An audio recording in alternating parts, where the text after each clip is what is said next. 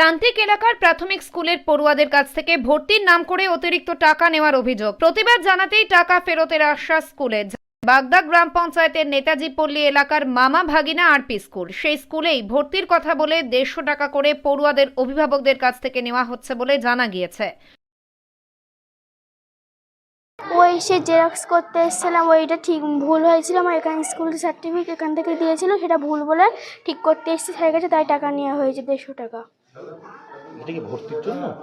জানি না, কোন ক্লাসে পড়ো তুমি? আমি 5-এ, এবার 6-এ উঠবো।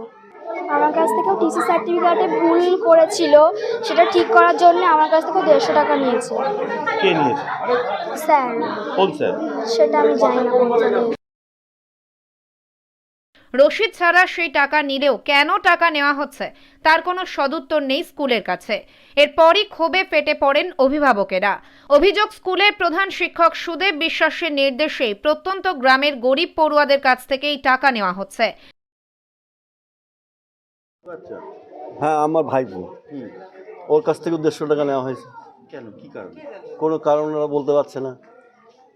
আমি জিজ্ঞাসা করলাম, কে নিয়েছে টাকাটা? স্কুলের টিচার, প্রধান শিক্ষকের নাম শুনেছি, সুদেব কুমার বিশ্বাস প্রধান শিক্ষক। ওই জানতে এসেছি কী জন্য স্কুলে টাকাটা নেওয়া হলো।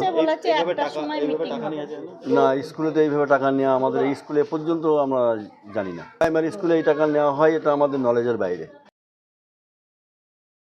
এরপর যদিও পরিস্থিতির চাপে পড়ে স্কুলের তরফ থেকে জানানো হয় অতিরিক্ত ওই টাকা ফেরত দেওয়া হবে, যদিও প্রধান শিক্ষক কোনো রকম প্রতিক্রিয়া দিতে অস্বীকার করেছেন।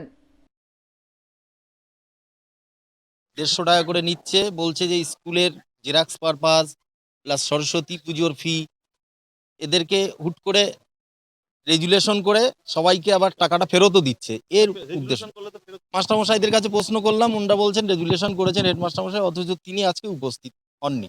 এ তো আইন বিরুদ্ধ। সরকারি কোনো নির্দেশিকা নাই। যেখানে আমার ছেলে বাগদা প্রাইমারিতে পড়ে 1 টাকাও ভর্তি ফি লাগেনি, নেতাজি পল্লীতে কেন 150 টাকা লাগবে?